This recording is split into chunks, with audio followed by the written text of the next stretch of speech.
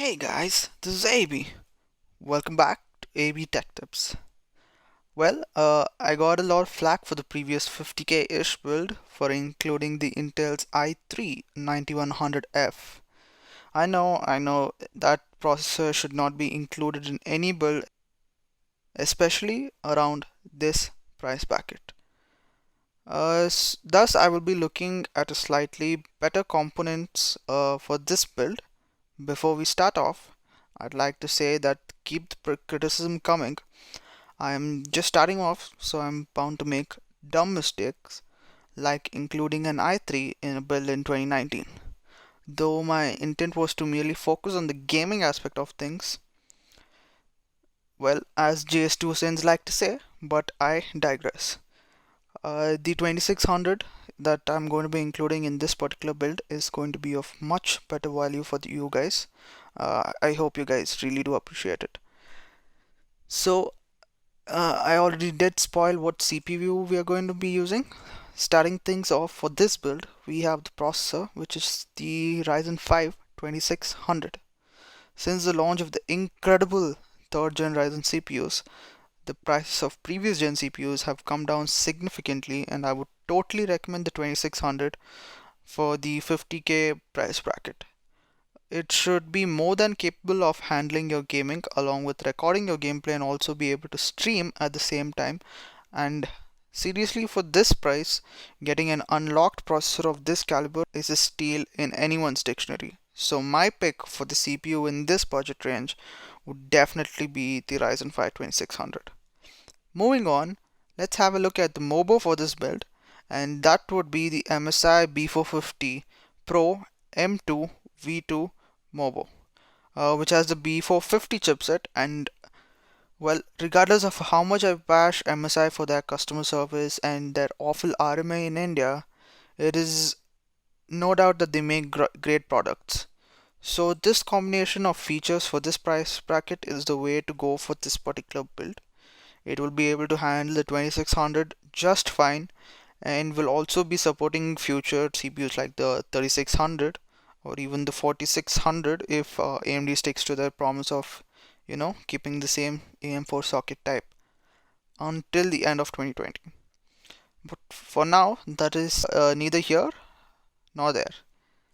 Moving on, let's take a look at the RAM of choice, which would be the 3000 MHz kit from ADATA, the ADATA XPG D10 series, at the price of 3.1K for a single stick of 8 GB of RAM.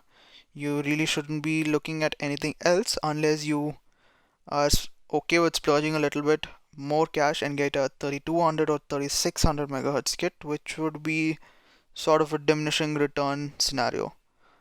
Anyways, 6.2K for 16 GB of memory at such speeds is definitely a bonus, so go for this without thinking too much more and searching for a better deal on some other kit.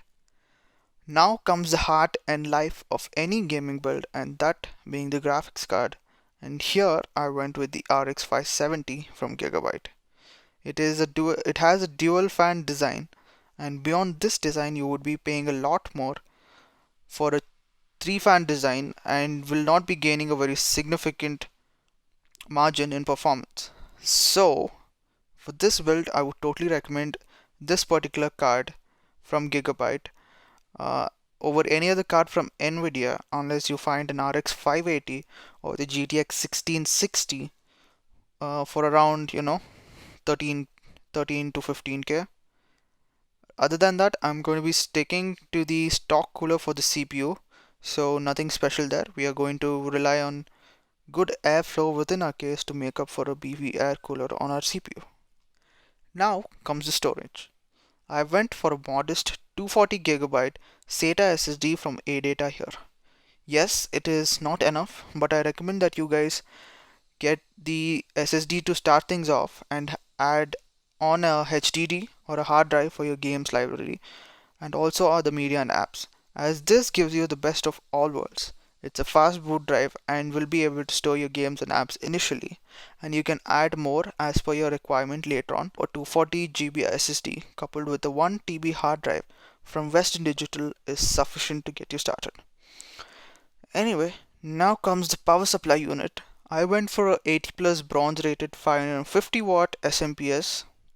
Well, I would totally recommend that you guys go for an at least 80 plus certified SMPS regardless of your budget, because if you cheap out and there are some issues such as power fluctuation, especially in countries like India where a single drop of rain gives the people over at the board excuses to cut and you know resupply the power as and when they see fit.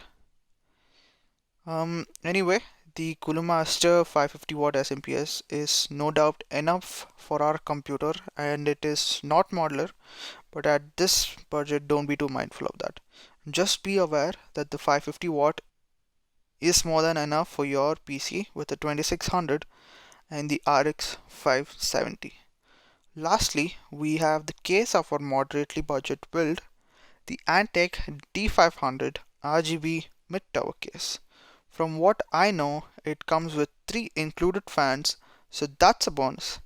Cable management might be a little tough with such a compact case, but I really could not find a better case at this budget with these features and will no doubt fit your motherboard and GPU.